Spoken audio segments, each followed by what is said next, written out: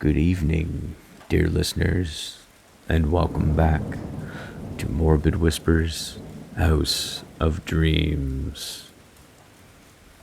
It's your Friday night selection of Edgar Allan Poe, and for your listening pleasure, I bring to you Berenice. Misery is manifold. The wretchedness of earth is multiform, overreaching the wide horizon as the rainbow. Its hues are as various as the hues of that arc, as distinct too, yet as intimately blended, overreaching the wide horizon as the rainbow. How is it that from beauty I have derived a type of unloveliness, from the covenant of a piece of simile of sorrow?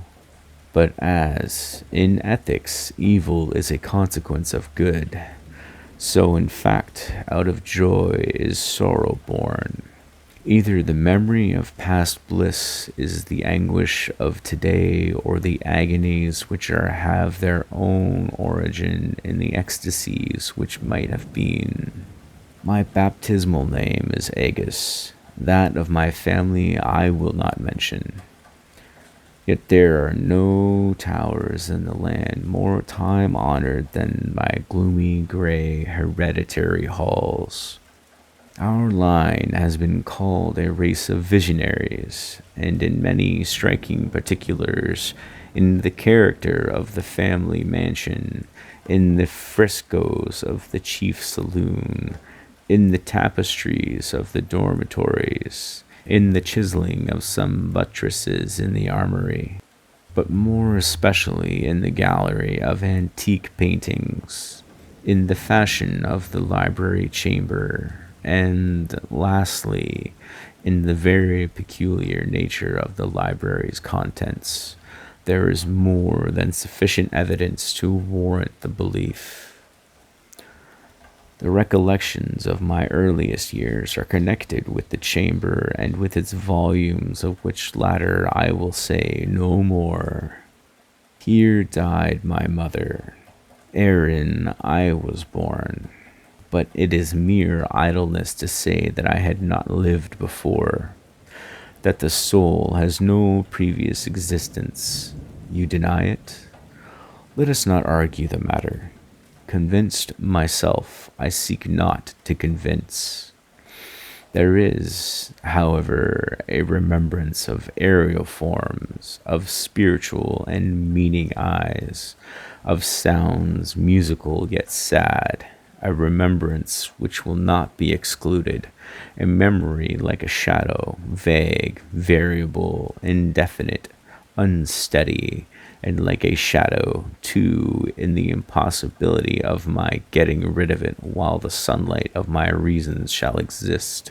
In that chamber I was born, thus awaking from the long night of what seemed but was not, non-entity, and at once into the very regions of fairyland, into a palace of imagination, into the wild dominions of monoastic thought and erudition. It is not singular that I gazed around me with a startled and ardent eye, that I loitered away my boyhood in books, and dissipated my youth in reverie. But it is in singular that the years rolled away, and the noon of my manhood found me still in the mansion of my fathers. It is wonderful what stagnation there fell upon the springs of my life. Wonderful how total an inversion took place in the character of my commonest thought. The realities of the world affected me as visions, and as visions only, while the wild ideas of the land of dreams became, in turn, not the material of my everyday existence, but in very deed that existence utterly and solely in itself. Berenice and I were cousins, and we grew up together in my paternal halls, yet differently we grew. I, ill of health and buried in gloom, she agile, graceful, and overflowing with energy. Hers the ramble on the hillside, mine the studies of the cloister. I living within my own heart, and addicted to body and soul to the most intense and painful meditation. She roaming carelessly through life and with no thought of the shadows in her path or the silent flight of the raven winged hours. Berenice, I call upon her name, Berenice, and from the gray ruins of memory of 1,000 tumultuous recollections are startled at the sound. Ah, vividly is her image before me now, as in the early days of her light-heartedness and joy. O gorgeous yet fantastic beauty! O sylph amid the shrubberies of Arnhem! O naiad among its fountains! And then all is misery and terror, and a tale which should not be told. Disease, a fatal disease, fell upon the simoom upon her frame, and even while I gazed upon her, the spirit of change swept over her, pervading her mind, her habits, and her character, and in a manner of the most subtle and terrible, disturbing even the identity of her person. Alas, the destroyer came and went, and the victim, where was she? I knew her not, or knew her no longer as Berenice. Among the numerous train of maladies superinduced by that fatal and primary one which effected a revolution of so horrible a kind in the moral and physical being of my cousin, may be mentioned as the most distressing and obstinate in its nature a species of epilepsy not unfrequently terminating in trance itself, trance very nearly resembling positive dissolution, and from which her manner of recovery was in most instances startlingly abrupt. In the meantime, my own disease, for I have been told that I should call it by no other appellation, my own disease then grew rapidly upon me and assumed a monomaniac character of a novel and extraordinary form, hourly and momently gaining vigor, at length obtaining over me the most incomprehensible ascendancy. This monomania, if I must so term it, consisted of a morbid irritability of those properties of the mind in metaphysical science termed the attentive. It is more probable that I am not understood, but I fear indeed that it is in no manner possible to convey to the mind of the merely general reader an adequate idea of that nervous intensity of interest with which, in my case, the powers of meditation, not to speak technically, busied and buried themselves in the contemplation of even the most ordinary objects of the universe. To muse for long, unwearied hours with my attention riveted to some frivolous device on the margin or in the topography of a book, to become absorbed for the better part of a summer's day in a quaint shadow falling aslant upon the tapestry or upon the door, to lose myself for an entire night in watching the steady flame of a lamp or the embers of a fire, to dream away whole days over the perfume of a flower, to repeat monotonously some common word until the sound, by dint of frequent repetition, ceased to convey any idea whatever to the mind, to lose all sense of motion or physical existence by means of absolute bodily quiescence, long and obstinately preserved in. Such were a few of the most common and least pernicious vagaries induced by a condition of the mental faculties not, indeed, altogether unparalleled, but certainly bidding defiance to anything like analysis or explanation. Yet let me not be misapprehended.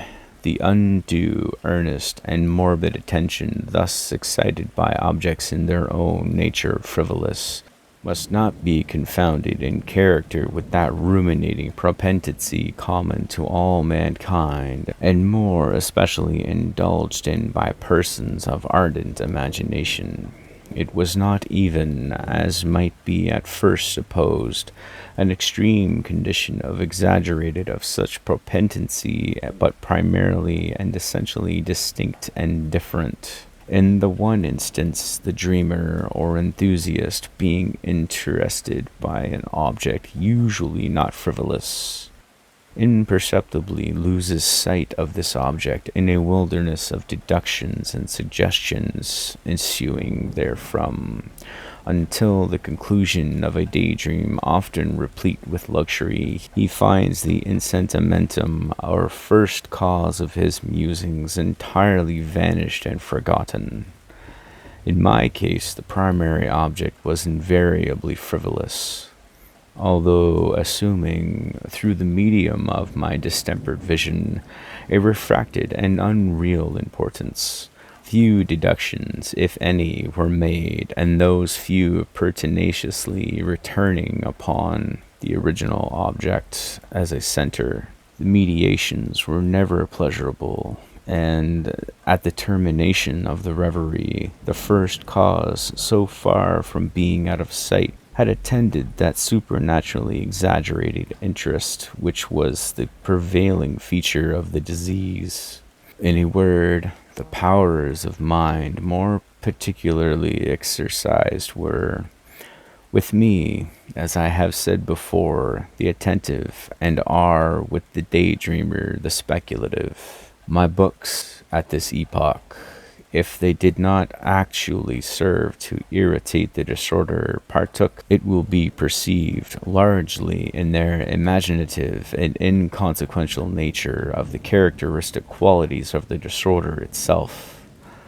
I well remember, among others, the treatise of the noble Italian Coelius Secundus Curio, De amplitudine beati regni Dei, St. Augustine's work, The City of God, and Tertullian De Carne Christi, in which the paradoxical sentence, mortis e defilis credibile, e quia ineptum est e sepultus resurrexit, certum est quia impossibile est, occupied my undivided time for many weeks of laborious and fruitless investigation.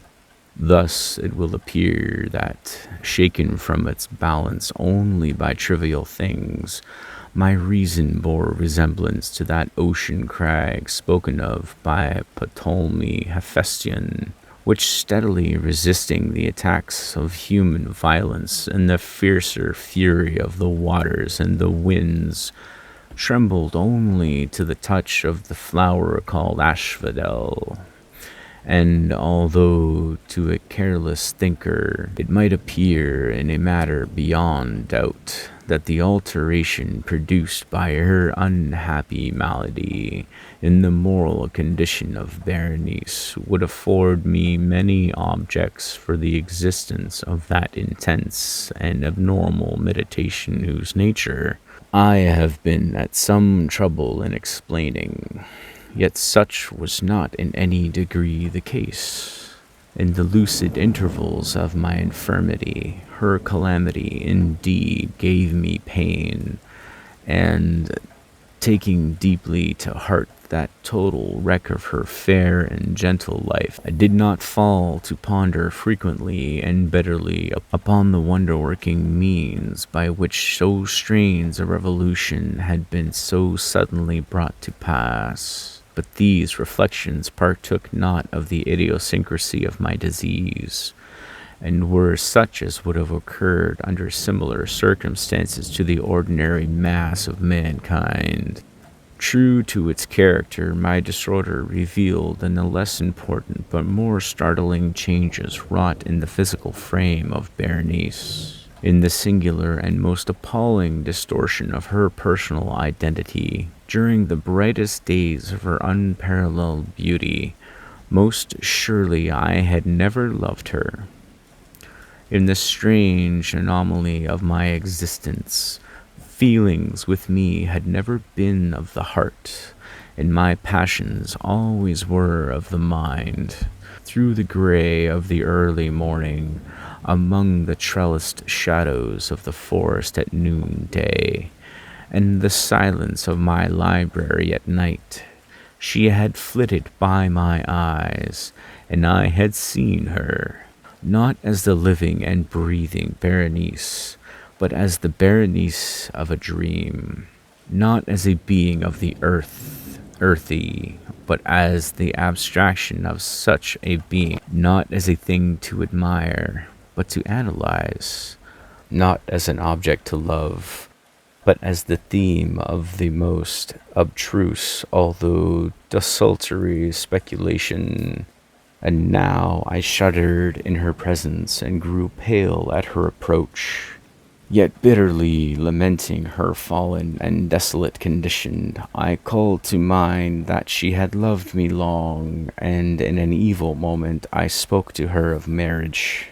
And at length the period of our nuptials was approaching, when, upon the afternoon in the winter of the year, one of those unseasonably warm, calm, and misty days which are the nurse of the beautiful halcyon, I sat, as I thought, alone, in the inner apartment of the library. But uplifting my eyes, I saw Berenice stood before me. For as Jove, during the winter season, gives twice 7 days of warmth, men have called this clement and temperate time the nurse of the beautiful halcyon, Simonides. Was it my own excited imagination, or the misty influence of the atmosphere, or the uncertain twilight of the chamber, or the gray draperies which fell around her figure, that caused it in so vacillating and indistinct an outline? I could not tell. She spoke no word. Not for worlds could I have uttered a syllable. An icy chill ran through my frame. A sense of insufferable anxiety oppressed me. A consuming curiosity pervaded my soul, and sinking back upon the chair, I remained for some time breathless and motionless, with my eyes riveted upon her person. Alas, its emaciation was excessive, and not one vestige of the former being lurked in any single line of the contour. My burning glances at length fell upon the face. The forehead was high, and very pale, and singularly placid, and the once jetty hair fell partially over it, and overshadowed the hollow temples of the innumerable ringlets, now of a vivid yellow, and jarring discordantly in their fantastic character with the reigning melancholy of the countenance.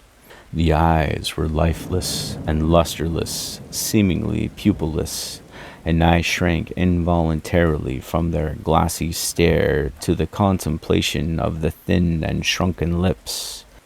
They parted in a smile of peculiar meaning. The teeth of the changed Berenice disclosed themselves slowly to my view. What to God that I had never beheld them, or that, having done so, I had died. The shutting of a door disturbed me, and looking up, I found that my cousin had departed from the chamber, but from the disordered chamber of my brain had not, alas, departed, and would not be driven away, the white and ghastly spectrum of the teeth. Not a speck on their surface, not a shade in their enamel, not an indenture in their edges, but what that period of her smile had sufficed to brand in upon my memory. I saw them now even more unequivocally than I beheld them then. The teeth! The teeth! They were here and there and everywhere, and visibly and palpably before me, long, narrow, and excessively white, with the pale lips writhing about them, as in the very moment of their first terrible development. Then came the full fury of my monomania, and I struggled in vain against its strange and irresistible influence. In the multiplied objects of the external world, I had no thoughts but for the teeth. For these I longed with a frenzied desire. All other matters and all different interests became absorbed in their single contemplation. They alone were present to the mental eye, and they, in their sole individuality, became the essence of my mental life. I held them in every light. I turned them in every attitude. I surveyed their characteristics. I dwelt upon their peculiarities. I pondered upon their conformation. I mused upon the alteration in their nature. I shuddered as I assigned to them in imagination a sensitive and sentient power, and even when unassisted by the lips, a capability of moral expression. Of Mad Sal Sal, it has been well said, "Qui tu sais pas étient des sentiments," and of Berenice, I more seriously believe que tu sais tant étient des idées. Ah, here was the idiotic thought that destroyed me. Des idées. Ah, therefore it was that I coveted them so madly. I felt that their possession could alone ever restore me to peace in giving me back to reason.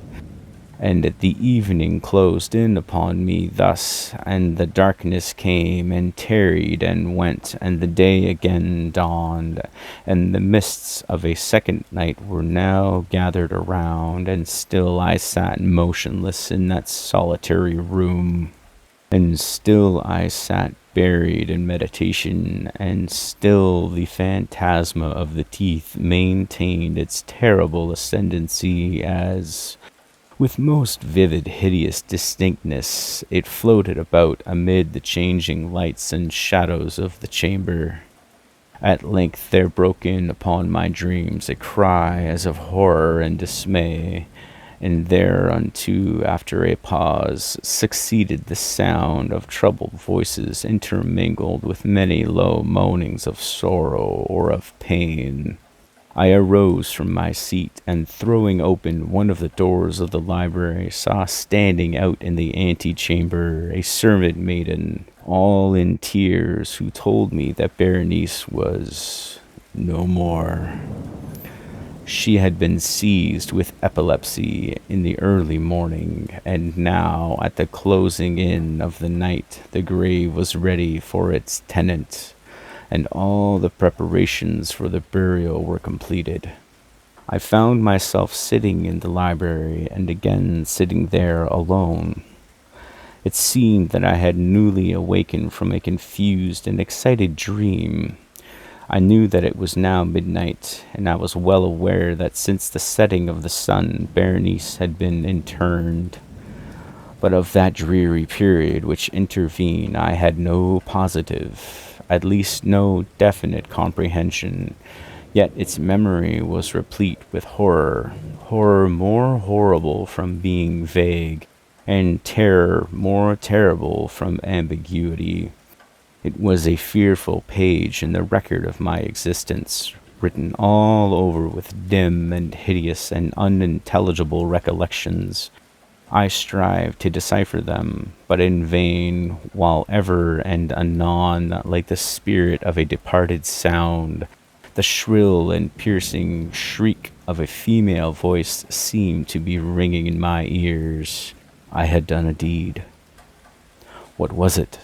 I asked myself the question aloud, and the whispering echoes of the chamber answered me. What was it? On the table beside me burned a lamp, and near it lay a little box. It was of no remarkable character, and I had seen it frequently before, for it was the property of the family physician. But how came it there, upon my table, and why did I shudder in regarding it? These things were in no manner to be accounted for, and my eyes at length dropped to the open pages of a book, and to a sentence underscored therein. The words were the singular but simple ones of the poet Ebn Zayat. Disbant mihi sodalis si specularum amice visitarum curis me alquentilum for levitas. Why then, as I perused them, did the hairs on my head erect themselves on end, and the blood in my body become congealed within my veins? There came a light tap at the library door, and pale as the tenant of a tomb, a menial entered upon tiptoe. His looks were wild with terror, and he spoke to me in a voice tremulous, husky, and very low. What said he? Some broken sentences I heard. He told of a wild cry disturbing the silence of the night, of the gathering together of the household, of a search in the direction of the sound, and then his tones grew thrillingly distinct as he whispered me of a violated grave, of a disfigured body, unshrouded, yet still breathing, still palpitating, still alive. He pointed to garments. They were muddy and clotted with gore. I spoke not, and he took me gently by the hand. It was indented with the impress of human nails. He directed my attention to some object against the wall. I looked at it for some minutes. It was a spade. With a shriek, I bounded to the table and grasped the box that lay upon it. But I could not force it open, and in my tremor it slipped from my hands and fell heavily and burst into pieces. And from it, with a rattling sound, there rolled out some instruments of dental surgery, intermingled with 32 small white and ivory-looking substances that were scattered to and fro about the floor. Well, did you make it to the end? I certainly hope you did. If you enjoyed this content, please consider subscribing and hit that like button. It helps me out a lot. And I will see you next time in Morbid Whispers, House of Dreams.